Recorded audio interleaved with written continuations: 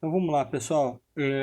O combinado para hoje, assim, a gente fazer uma revisão rápida aí. A gente vai ter, daqui a alguns minutos, a gente vai ter o outro ciclo de palestras lá, né, no- na semana, né? Enfim, científica. Então, tentar aí aproveitar que até as 6 a gente tem 55 minutos aí para a gente poder passar, fazer uma revisão. Acabou que a parte de tratamento ficou um pouco corrida. Eu fiquei de passar um vídeo para você, alguns vídeos para vocês de mobilização, mas ficou muito pesado. Eu tentei mandar pelo YouTube, pelo WhatsApp, mas ficou muito pesado. Então, eu vou tentar passar esses vídeos para vocês, tá? Fazer uma breve revisão do que a gente conversou na semana passada.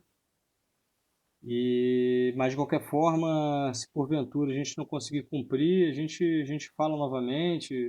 O que vale é deixar as coisas bem claras e a gente não tem um cronograma específico fechado, né? Mas é importante que vocês conheçam e saibam, pelo menos, é, quando se depararem com essas condições, saibam direcionar, né?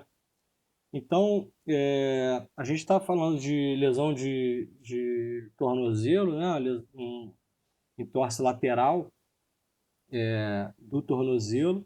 A gente falou um pouco de aspectos aí mecânicos, anatômicos, né? O posicionamento de cada ligamento, né? São 3 ligamentos aí que vão compor o compartimento lateral, né, do tornozelo.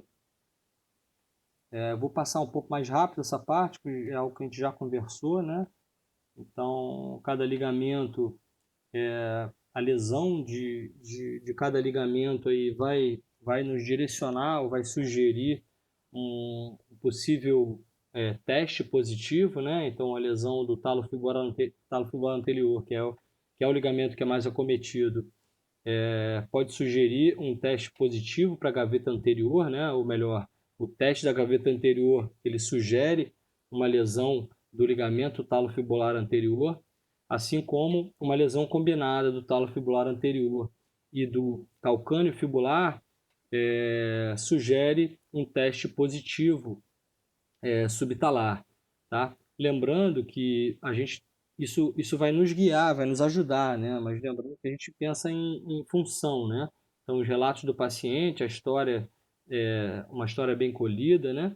Então, o paciente relatando uma instabilidade, uma frouxidão ligamentar, né? Aos testes, associada a uma instabilidade, o relato de falseio, né? Ou instabilidade que o paciente vai passar para a gente, né? Alguns testes funcionais, a gente passou aqui, isso são algumas recomendações clínicas, né, que a gente tem que levar em consideração.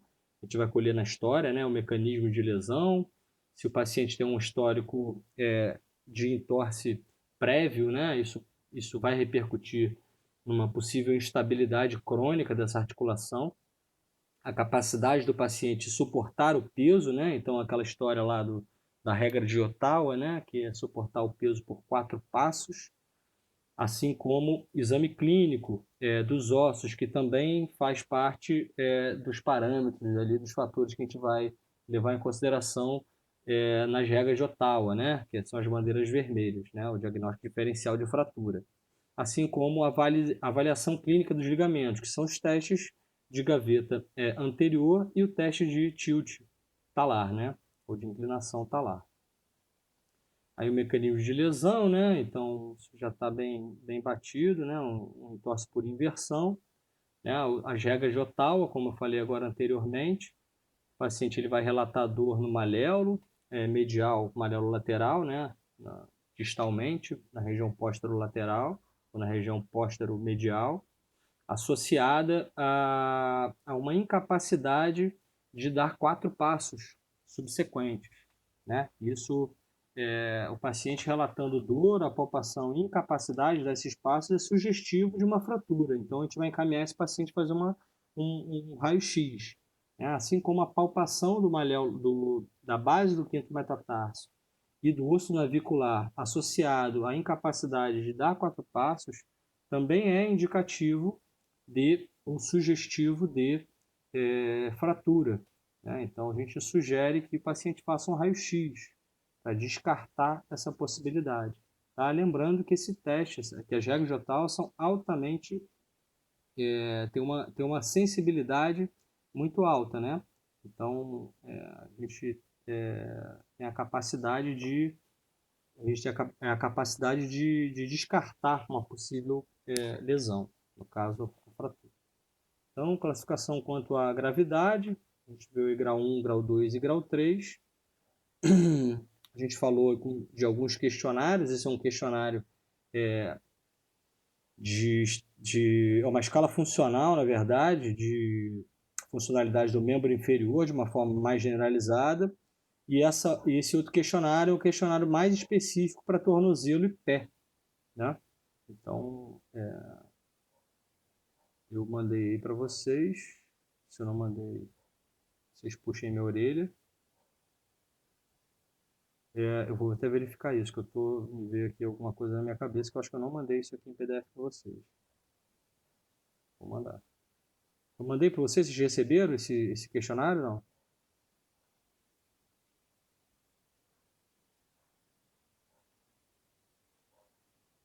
Pessoal, vocês estão aí? Eu não recebi. É porque, no Tá, caso, eu tá, tudo bem. reenviar. Se eu não mandei, eu vou mandar de novo. Se eu mandei, eu mando de novo. Se eu não mandei, eu vou mandar. Então, eu vou mandar de qualquer forma, tá? Tá ótimo, tá ótimo. Parâmetros e recomendações em relação à avaliação clínica para reabilitação, né? Então, isso baseado naquele mesmo consenso, né? Então, alguns 10 parâmetros que a gente vai levar em consideração, o porquê avaliar e como a gente vai avaliar, através do quê? O que vai lançar a mão para poder avaliar? Então, dor, edema, ADM, artrocinemática, né? A ADM e a artrocinemática tem uma relação importante aí, né? Do posicionamento do talos mais anteriormente. A força muscular, para a gente poder ver se esse paciente está com integridade da força muscular. Equilíbrio estático e equilíbrio dinâmico, são dois testes funcionais. A marcha, que a gente vai avaliar a forma como o paciente deambula, né? Se ele não apoia, se ele transfere bem o peso, ou se tem uma marcha claudicante ou não. Nível de atividade física, que é uma escala de nível de atividade física, desde sedentarismo até o atleta de alta performance, né? O atleta que compete em nível A, vamos dizer assim, no nível mais elevado. E medidas de autorrelato do paciente, ou autorreportadas, que é através de um questionário FAD, ou FAD. Então, a escala da dor, a gente vai analisar através da escala numérica de dor, como a gente falou. O edema, através de uma perimetria em 8, né? Então, a gente vai passar aí uma fita métrica, vai medir com o lado contralateral e vai ver quantos centímetros que tem de diferença de um lado para o outro.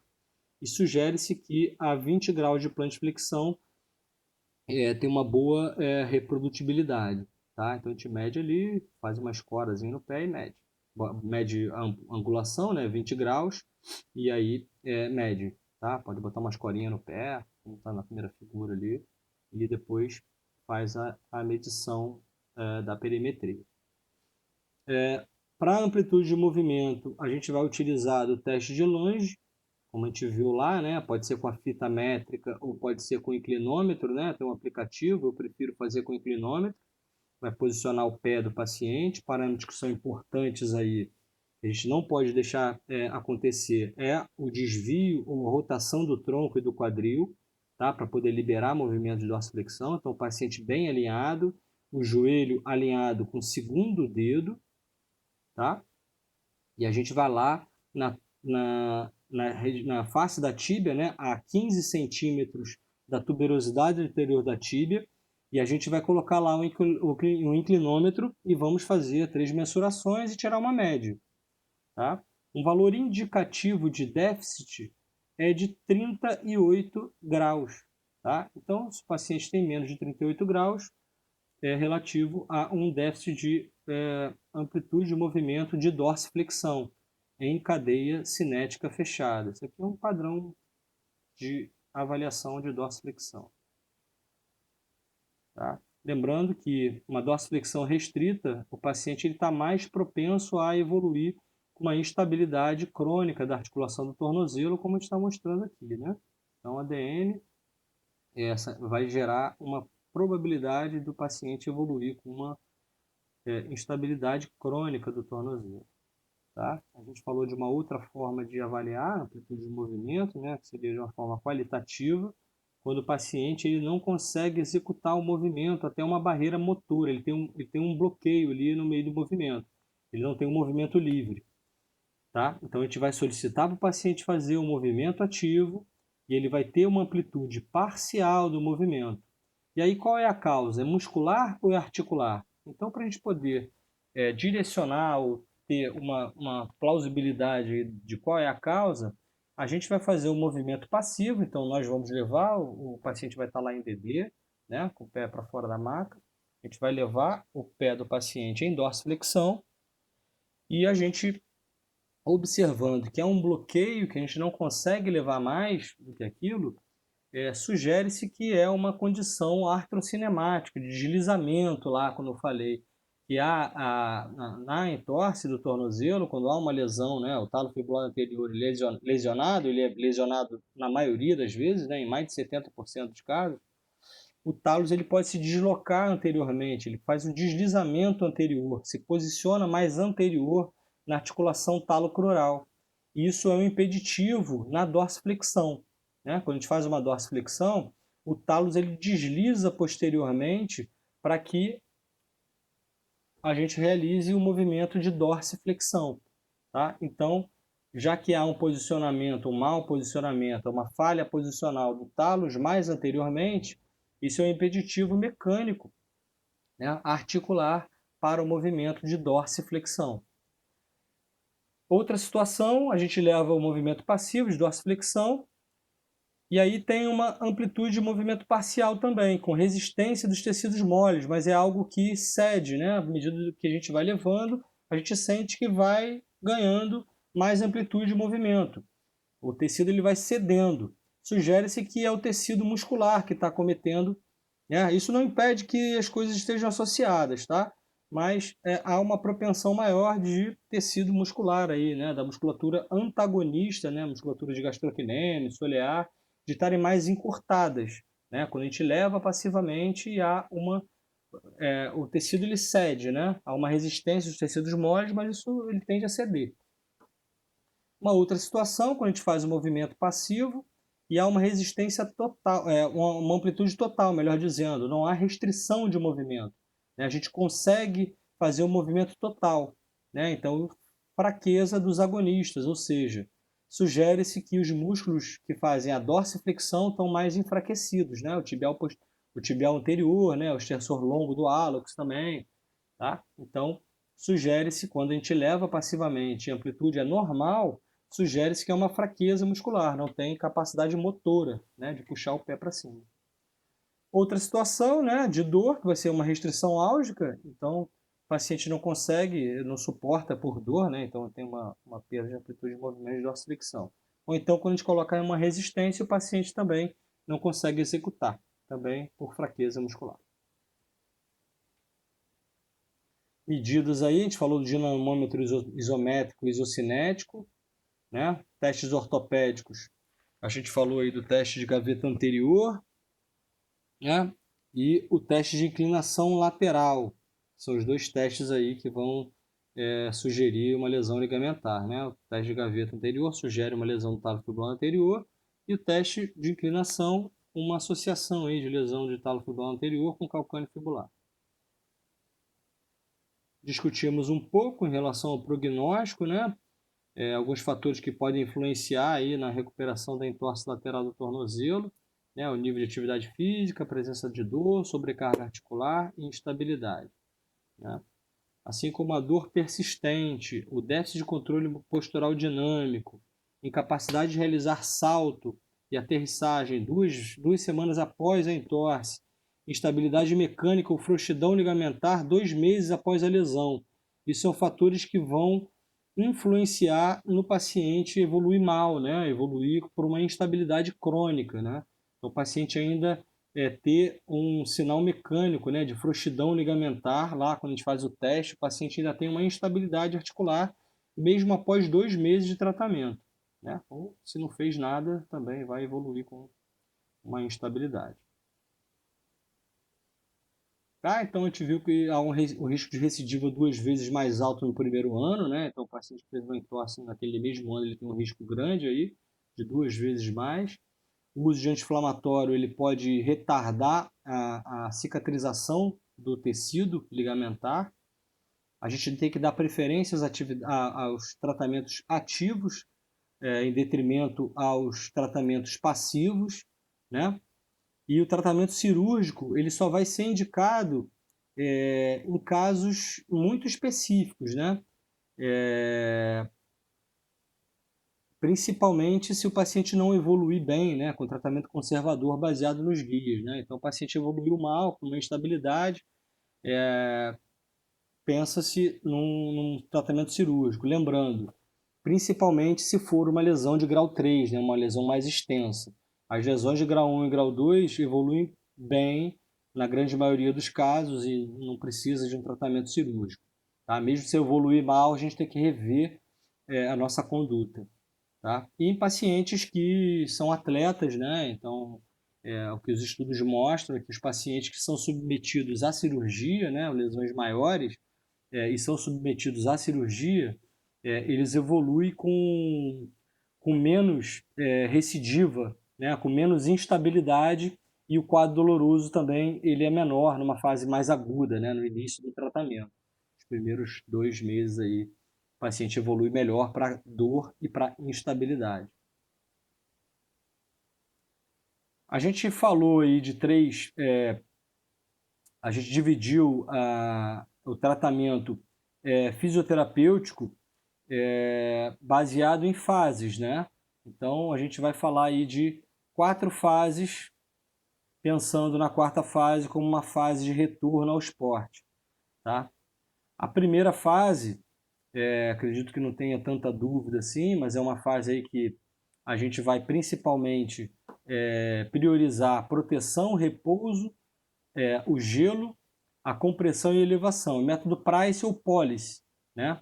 A proteção a gente vai utilizar um brace semirrígido, né? Então o paciente ele vai fazer o uso de um implemento externo para estabilizar a articulação, para que ele possa fazer as suas atividades, para que ele já possa fazer uma descarga de peso parcial com segurança e sem receio de ter uma nova entorse, né? Então a proteção seria nesse sentido, uma proteção relativa, né? O repouso, assim como a proteção, também é um repouso relativo. Como eu comentei na semana passada, os estudos mostram que quanto mais precoce for essa descarga de peso, melhor, né? Dentro de uma possibilidade, né? Dentro que o paciente consiga executar essa descarga de peso, mesmo que seja com o uso de algum recurso ortótico, né? Uma muleta, uma bengala, para poder dividir a descarga de peso, tá? Mas é importante que essa descarga de peso ela seja o mais precoce possível, influenciando inclusive no processo de cicatrização e de direcionamento das fibras de colágeno, né? Não só do direcionamento, mas também do tipo de fibra de colágeno, né? Em vez de tipo 1, de ser tipo 3, tipo 1, né? Que são fibras de colágeno mais resistentes, né? Isso no processo cicatricial. Então, o repouso é um repouso relativo, o gelo com o intuito de diminuição do edema e de controle do quadro álgico, né, do quadro inflamatório. A compressão é mais um recurso para que a gente consiga diminuir o quadro de edema, né, enfim, controlar o quadro de edema, associado à elevação, que é a posição de drenagem, né, para poder também auxiliar na drenagem desse edema e repercutir em uma melhora da amplitude, ou então otimizar, melhor dizendo, otimizar o tratamento desse paciente, né? O protocolo Policy, ele nada mais é do que uma visão do que eu acabei de falar, né? Porque esse repouso ele é um repouso relativo.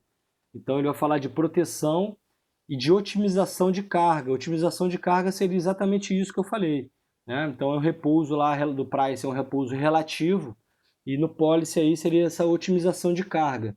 Então é descarga de peso precoce, né? De acordo com a sensação do paciente, com a capacidade do paciente de descarregar o peso, né? O gelo, compressão e elevação vão seguir os mesmos parâmetros e objetivos do protocolo PRICE, né? O gelo para diminuir a dor, né? Controle do edema também, compressão e elevação também para controle do edema. Né? Lembrando que se a gente tem menos edema, a gente vai ter mais liberdade de movimento, né? Principalmente. Alguns indicadores para que o paciente passe de fase. Então, o paciente tem que ter uma diminuição ou ausência da dor, diminuição ou ausência de edema e descarga de peso já parcial, né? O paciente já consegue descarregar o peso e dar aqueles 4 passos, enfim, já consegue caminhar mesmo com o uso de brace semi-rígido, né? Como eu falei na semana passada. Então aqui seriam os braces, né? Semi-rígidos. Aqui já seria um brace para pacientes mais graves, né? Onde vai restringir todos os movimentos do tornozelo, diferente desses dois braces aqui embaixo, né? Principalmente esse mais à direita, que já tem a liberdade de movimento de dorsiflexão. Esse brace aqui já tem esses straps, né? Essas faixas de velcro aí, que trançam na frente, então também impede, mas não tanto quanto a bota, mas impede um pouco o movimento de dorsiflexão. E aqui em cima a gente está vendo o protocolo aí, né, PRICE, ou policy, tá? De elevação, compressão e gelo e proteção, né? Professor, Oi. em relação ao gesso, porque, exemplo, nas redes públicas ou outros locais, quando você vai na emergência, a primeira coisa que eles colocam é um gesso. Isso eu indicaria o quê? Melhor a bota, né? Com certeza. Melhor a bota pelo seguinte, o gesso, além de você não poder retirar, né? Quer dizer, você pode, né? Mas tem que ter todo um processo para você retirar o gesso. Ele restringe muito o movimento, né? Além de restringir que o tecido, por exemplo, você teve uma entorse, está muito agudo, torceu agora, vai para emergência, daqui a 1 hora você engessa, você concorda que o processo inflamatório ainda está em processo, ainda está em repercussão? Então pode ser que esse tornozelo ele enche ainda mais, né? Foi o que houve com a minha mãe. A primeira coisa que eles fizeram na emergência, porque ela fez essa entorse, colocaram um gesso, só que ela estava se comprimindo muito, tão apertado, que quando ela tirou, deu bolha, ficou recheado, teve vários problemas na circulação também. Exatamente. Essa é a grande complicação que se chama-se síndrome compartimental. Você vai ter uma oclusão vascular, né? Por conta do edema, né? Uma resposta inflamatória é aumento do volume mesmo, né? De edema. Então, Sim. nessas primeiras 24, 48 horas, você já taca de gesso ali, ainda coloca um gesso mais apertado, ainda mais membro inferior, né? Então, a vascularização a gente sabe que é muito mais deficitária, né? Então, se você comprime o edema, ele vai comprimindo dentro do gesso. Você não vai conseguir, enfim, você perde vascularização local ali e pode levar a uma necrose, né? Uma vascularização começa nos dedos ali, mais na periferia, né? Até, enfim, pode correr o risco até de perder o pé, né? Perda de sensibilidade, em relação... né? Mas são sinais ali que a gente vai ver de perda de temperatura, né? Sensibilidade, ali cianótico, né? Azulado, né? Arroxeado. Ficou assim, né? E acabou que acho que tardou mais a recuperação dela. Com certeza, possivelmente. Em relação, assim, se fosse uma indicação, exemplo, uma fisioterapia, se indicaria, exemplo, no momento da entorse, colocar a bota, ou o que é mais eficaz, a bota ou o gesso? Para recuperação, assim, dessa...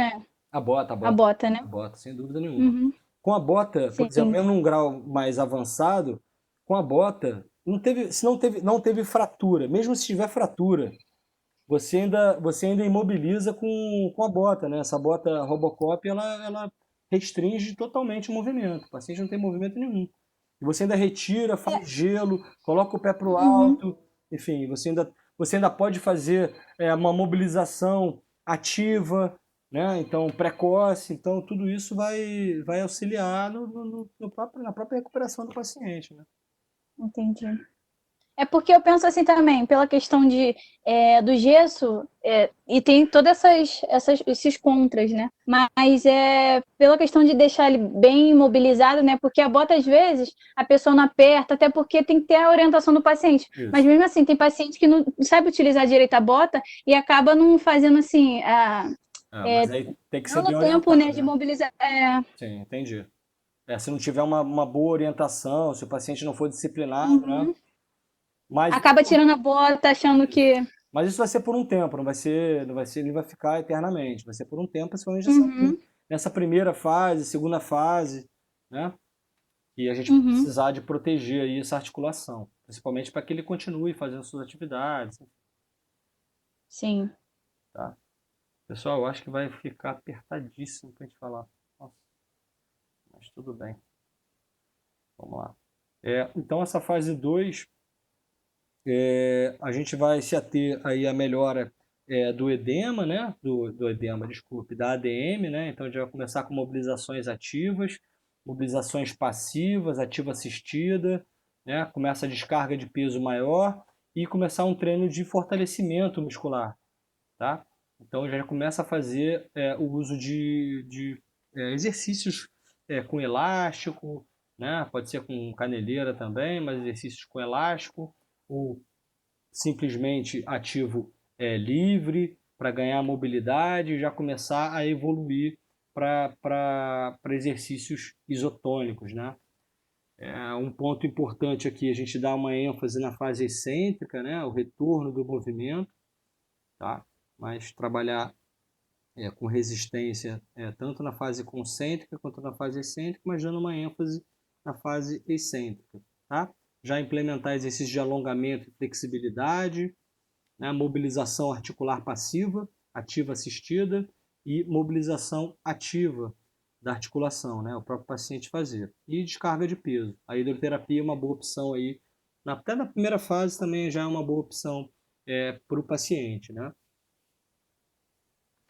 Eu montei uma sériezinha, eu dividi fase um, 2 e 3 dos exercícios daquele aplicativo que eu tenho lá, vou disponibilizar para você. De possíveis exercícios, né? Isso não esgota, né? A possibilidade que a gente tem de atividade, de exercício é grande. Acho que a gente tem o objetivo, saber qual musculatura que a gente quer trabalhar, né?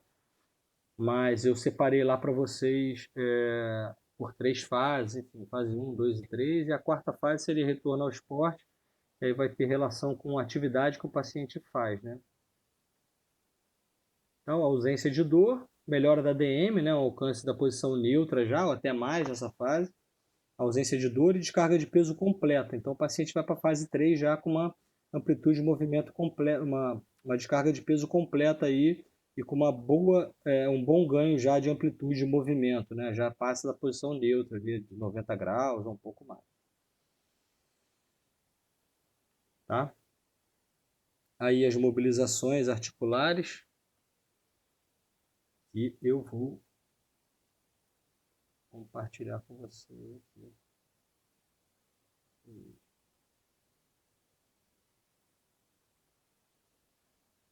Vê se vocês conseguem ver aí. Vocês conseguem?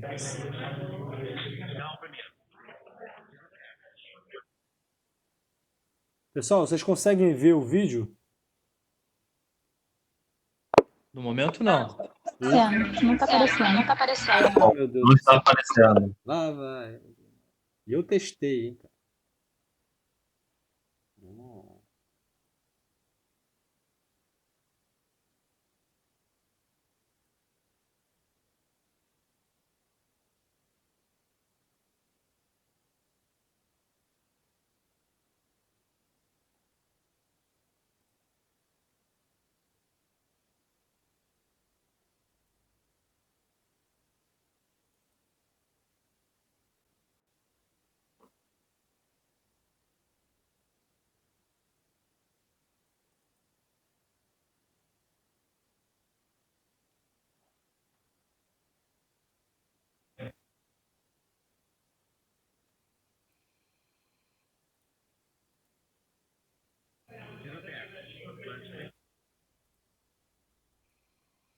Agora vocês conseguem ver, não?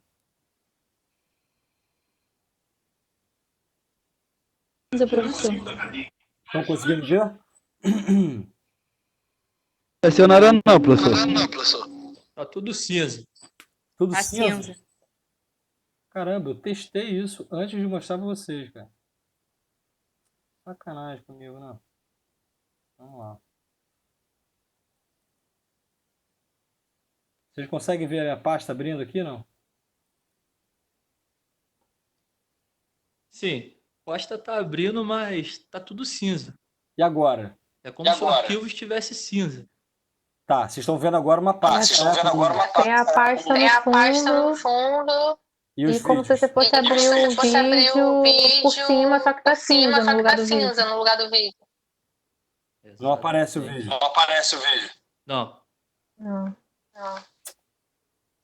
Agora é como se o vídeo estivesse em tela cheia, mas tá cinza. Entendi.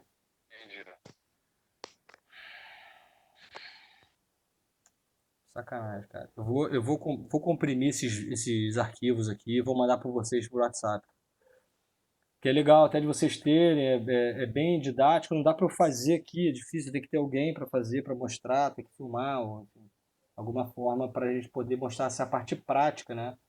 Então são 4 videozinhos de mobilização, tanto mobilização passiva quanto mobilização ativa assistida. São técnicas do Mulligan, né?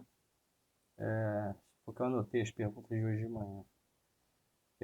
São técnicas de Mulligan, né? De mobilização.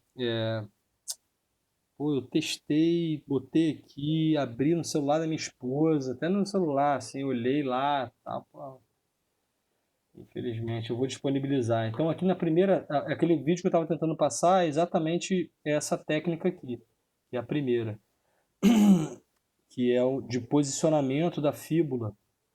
A fíbula ela se desloca anteriormente e medialmente, né? Então ele vai posicionar e vai pedir o movimento de inversão e plantiflexão do tornozelo, tá? Que seria exatamente o mecanismo lesional, né, da entorse do tornozelo lateral. Então, normalmente o paciente ele relata dor para esse movimento, né, um movimento de estresse do compartimento lateral. Então, com o posicionamento e melhora desse quadro doloroso, na grande maioria, essa dor não só diminui, mas ela some. Supõe-se que há realmente uma falha posicional, né? Então a gente realiza esse movimento, mantém o movimento ali por 6 segundos e retorna. Faz isso aí uma série de 6 repetições a 10 repetições, né? E depois o paciente faz o movimento livre, sozinho, e o relato normalmente é um relato de melhora importante do quadro doloroso. E essa outra técnica aqui é uma técnica de posicionamento do talos, né, para plantiflexão. Então, quando a gente faz uma plantiflexão, o talos ele desliza anteriormente. Então, uma perda de uma perda de plantiflexão, supõe-se também que há uma perda da mobilidade, né, do talos, né, que é um ossinho aí que funciona como pivô, tanto no movimento de inversão e inversão, quanto no movimento de dorsiflexão e plantiflexão. Então, é um favorecimento, aqui também um favorecimento do movimento fisiológico, né? Aqui principalmente quando faz uma plantiflexão, o talos ele se desloca ou desliza anteriormente. Então, ele vai estabilizar distalmente a tíbia e a fíbula, e com a outra mão, que é a mão terapêutica, ele vai pinçar o talos e vai pedir para que o paciente faça o movimento de plantiflexão. E aí ele traciona, faz um glide, traciona o movimento junto com o movimento ativo do paciente. Então, é uma técnica ativa assistida para ganho de plantiflexão. Estou triste. Mas vamos lá. Técnicas aqui de mobilização, de liberação miofascial, né, para a gente poder diminuir a tensão da cadeia posterior. Tá? Aqui lateralmente, também utilizando o cotovelo para diminuir a tensão dessa região, dessa musculatura. Exercícios bem simples que a gente já pode implementar aí na segunda fase, né, de plantiflexão, dorsiflexão, utilizando o elástico, a borracha.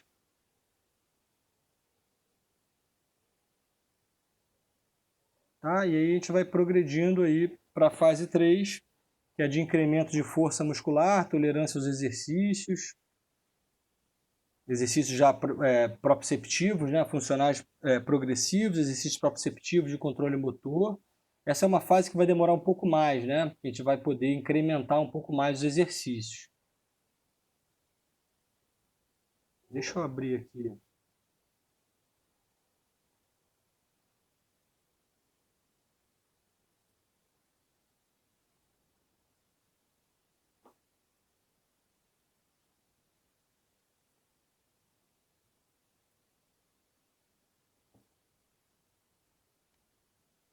Tiago, Oi, pode falar. enquanto isso pode me tirar uma dúvida? Claro, Rápido. pode falar. Eu não consegui compreender uma parte. Houve, no caso, a entorse. Foi feito aquele protocolo em Price, tudo mais, tudo certinho. Eu já posso iniciar o processo da fisioterapia, no caso precoce, nisso aí, fazendo uma mobilização, grau 1 ou 2, nesse tornozelo? Pode. Na primeira fase, está dizendo? É, Pode sim, mas isso vai depender muito da sensibilidade do paciente. entendi. Entendeu? De você colocar a mão ali, se o paciente suporta ou não. Mas seria indicado sim. No caso, dentro ali que o paciente suportar, eu já posso iniciar, então, a mobilização, né? Pode. Mas como você mesmo falou, grau 1, grau 2. Beleza. Obrigado, Thiago.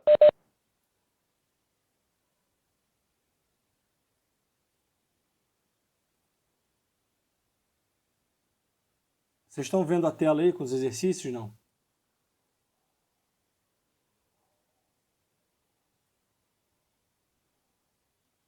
Pessoal, vocês estão vendo a tela? Sim. Sim, com os Sim. exercícios? Estão vendo aí, né? Tá dando eco, né? Estamos vendo. Eu vou mandar como eu fiz outra vez, eu vou mandar esse link aqui para vocês em PDF também, tá? Aí aqui é por vídeo, né? Aí eu dividi torce lateral por fase 1, 2 e 3, tá? A fase 4 seria retorno ao esporte, então é mais treino das atividades, enfim, de retorno gradual à atividade do paciente que ele executa, né? Simular gesto esportivo e tal. Mas a fase 1, 2 e 3 a gente já tem uma gama aí de possibilidades aí de exercícios, tá? Então aqui na primeira imagem é um movimento ativo, né? Mobilização ativa aí do tornozelo, tá? Então exercício bem simples de mobilização ativa, dorsiflexão. A gente pode fazer movimento circundando também, né? Aqui movimentos também aí paciente sentado, então veja que assim, isso numa primeira fase a gente já começa eu não falei da descarga, uma descarga precoce? O paciente não está nem fazendo descarga de peso aqui, né? Ele só está fazendo um exercício de mobilidade, tá? Então, para manter a integridade, isso auxilia também no retorno, né, na diminuição do edema, né? Aqui uma automobilização, o paciente fazendo o movimento, né, em tempos de quarentena aí, né, de teleatendimento. Então, uma possibilidade de orientação ao paciente, do paciente fazer a mobilização ali, né, autoassistida. Exercícios aí de circundução do tornozelo.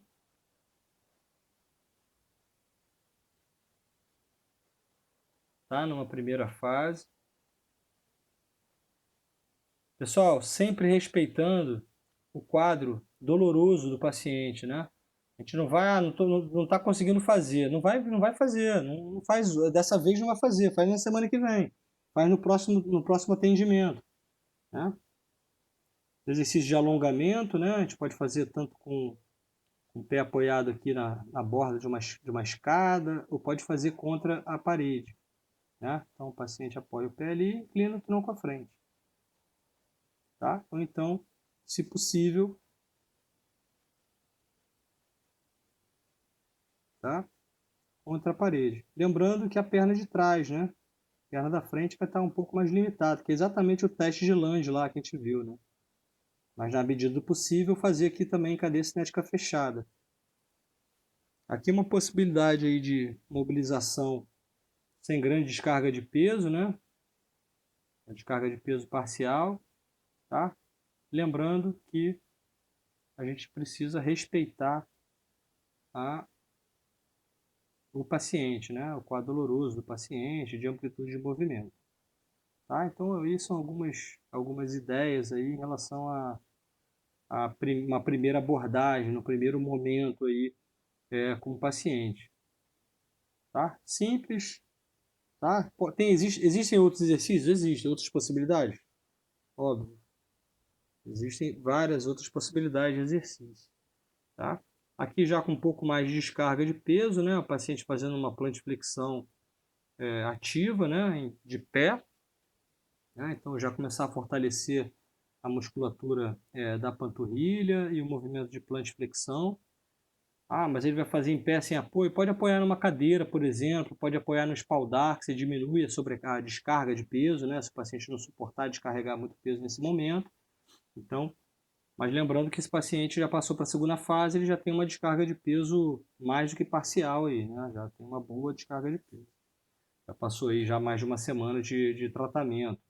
Então, a gente já inicia o fortalecimento. Então, exercício de cadeira de balanço que eles chamam, exercício de plantiflexão e dorsiflexão, tá? Também o paciente pode ficar apoiado aí numa cadeira, no espaldar, né, para não desequilibrar. Tá? Então, o exercício de fortalecimento e de mobilidade também. Tá? Evoluindo lá, como a gente viu, com os exercícios de elástico, a gente pode fazer para inversão, pode fazer para eversão, pode fazer para plantiflexão, né, para dorsiflexão, só mudar a posição do elástico, né? São exercícios bem básicos, assim, mas que são importantes para a gente poder trabalhar bem especificamente os fibulares, os eversores, né? Os músculos aí posterior, né? Que são inversores, trabalhar os fibulares, musculatura lateral do tornozelo. Alguns exemplos aí de exercícios de propriocepção, de equilíbrio, né? Diminuição da base, né? A gente bota um pé à frente, outro pé atrás, né? Um ligeiro apoio de um dedo aí na parede para o paciente não desequilibrar. Parece que é fácil, mas o paciente às vezes ele não consegue manter essa posição. Isso é até um teste, um dos testes de estabilidade estática, uma das posições é exatamente essa.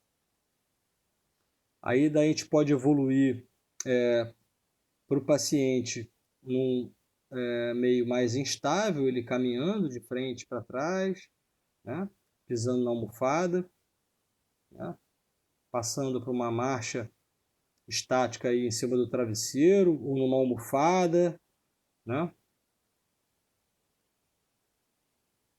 Tá? Então, óbvio, a gente não descarta os exercícios que a gente fez na fase anterior, a gente vai só somando e vai acrescentando dificuldade, aumentando a carga, aumentando a dificuldade, pode botar o paciente, por exemplo, em cima de um coxinho aqui, de uma almofada, né?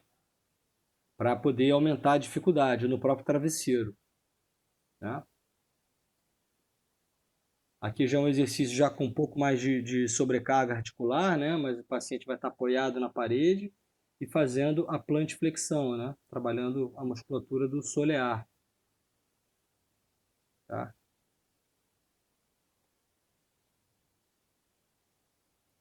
Isso numa segunda fase. Lembrando, isso são só alguns exemplos, não um protocolo de tratamento.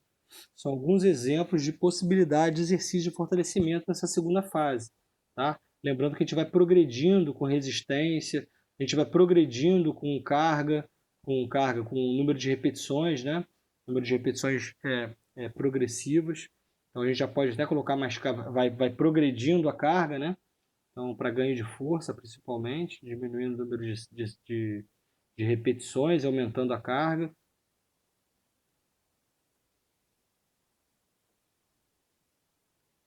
até passar para uma fase um pouco mais avançada, né? Para apoios unipodais, exercícios com apoio unipodal, né? Tanto no plano, jogando uma bolinha na parede, pode ser uma bola de tênis, pode ser uma outra bola, pode ser o próprio terapeuta jogando uma bola e o paciente apoiado unipodal, com rotação de tronco, trabalhando uma integração aí da musculatura de tronco com o membro inferior, né? Aumentando a ativação aí, ou pré-ativação, né, da musculatura do tronco. Aqui um exemplo também, paciente de frente, seria o primeiro exercício, evoluindo aí para um apoio em cima do travesseiro. A gente pode evoluir também com o instrumento que a gente utiliza. Aqui o travesseiro é mais fácil do que se a gente colocar no Bosu, por exemplo, ou se a gente colocar naquele disco flexível, né? Azulzinho que a gente tem lá na clínica. Então a gente já vai aumentando o nível de dificuldade, fazendo o mesmo exercício e só mudando o instrumento, o implemento que a gente está utilizando aqui. No caso, uma cama elástica, por exemplo, a gente pode utilizar também. Aí, no caso, a paciente só está fazendo uma marcha, mas a gente pode fazer o apoio unipodal também, né?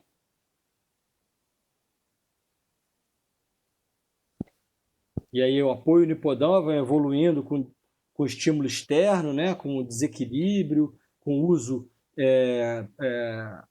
de jogar a bola, por exemplo, o paciente devolver, né? Fechar os olhos, tirar o input visual, né, do paciente. Então, tudo isso são evoluções de exercícios proprioceptivos, né? De um meio mais estável para o meio mais instável, né? E aí dentro dos ambientes, dos implementos instáveis, a gente tem vários tipos, né? A própria plataforma ou prancha de equilíbrio, a gente tem só com uma bolinha, né, no meio, ou a gente tem ela como um todo, né, que é como se fosse uma barra na base, então ela vai só desviar antero-posterior, né, ou então vai ter um desvio em todas as direções, né, então a gente vai evoluindo com o implemento, a gente pode tirar o estímulo visual, a gente pode acrescentar algum estímulo externo, né, então, a gente vai utilizando aí de estratégias para poder aumentar a dificuldade e melhorar o controle do movimento, seja ele estático ou seja ele dinâmico, né? No caso aqui a gente está falando mais estático, mas a gente pode evoluir para dinâmico aqui, que é o caso da primeira foto, da segunda, né? Então aqui é a mesma coisa, só que agora utilizando aí da rotação do tronco, a gente pode fazer para um lado e pode fazer para o outro. O paciente pode estar à frente, jogar a bola de um lado, botar do outro. O paciente pode entregar a bola por trás, né? Então, girar o tronco e entregar para o terapeuta aqui atrás, né? Com apoio unipodal. Então, isso também tem muito da expertise também, da criatividade, que isso com o tempo a gente vai pegando, né? Exercícios de avanço. Então, a gente vai trabalhar aí também tanto a estabilidade no apoio unipodal, né, quanto fortalecimento, ganho de mobilidade da musculatura do tornozelo, tá? Trabalha também a musculatura do glúteo, né, a musculatura proximal, evoluindo para um agachamento profundo, os agachamentos unipodais, né, ou unilaterais, tá? Até para exercícios mais dinâmicos, de passada lateral, pode fazer passada lateral, correndo, vai até um cone, vai até o outro, corrida frontal e retroceder, né, para frente e para trás, saltos laterais com apoio e descarga de peso, né, aí só a sobrecarga articular mesmo, ou saltos laterais, né, a gente absorve o impacto, né? Então, alguns exemplos, e aí só uma variação da atividade, né? Esses são alguns exemplos.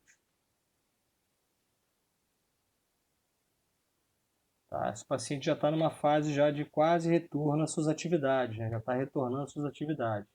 A gente vai começar a treinar também especificidades do que o paciente faz no dia a dia. Se não for atleta, né? Se não praticar nenhuma atividade, a gente vai treinando atividades aí relacionadas ao dia a dia, né? O que o paciente faz. Tudo bem?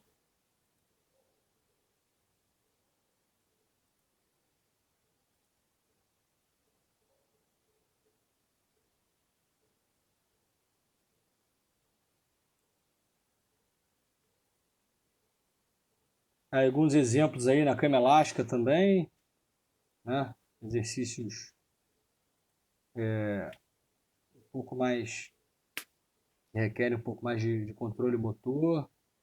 Né? Aqui o paciente vai fazer salto e trocar o apoio do pé. Tá? Aqui ela está apoiada no um apoio unipodal e aí ela faz a rotação e abdução do membro aqui utilizando um mini band, né, na perna, então gera um desequilíbrio, trabalha tanto a musculatura contralateral quanto a musculatura estabilizadora homolateral.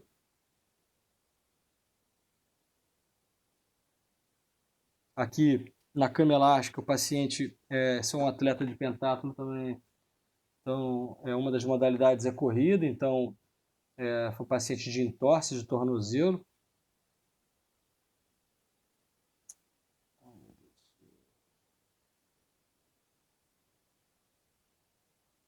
Cadê que travou, pessoal? Então o paciente ali ele está fazendo uma simulação da corrida, né? Então correndo no mesmo lugar, né? Uma corrida no mesmo lugar, mas utilizando aí de uma cama elástica para absorção do impacto, principalmente, né? Tá? Então tanto nessa imagem quanto nessa imagem aqui eu estou colocando um estímulo externo, né? Tá puxando a paciente à frente e ela está fazendo uma corrida estacionária também, né? Com a mecânica da corrida ali, utilizando de uma boa biomecânica, né? Um atleta, então para isso já é início de um retorno à atividade, né? De corrida, já voltar para a pista, né? Outras atividades eles já estavam fazendo, mas para a corrida não tinham voltado a correr, nem faziam ainda uma pista de obstáculo lá que eles fazem, que é uma modalidade específica deles. Né? Beleza, pessoal? Tudo bem?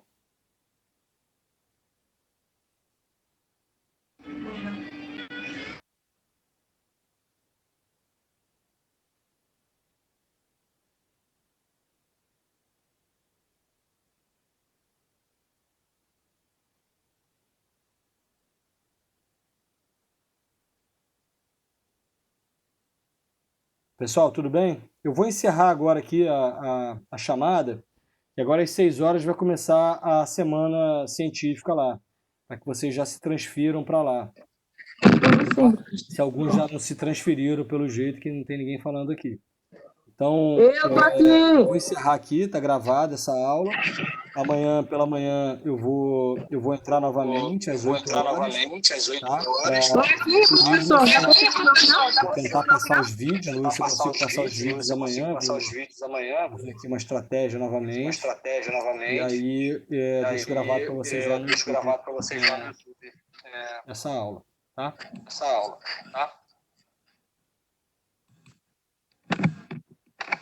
Tá ok.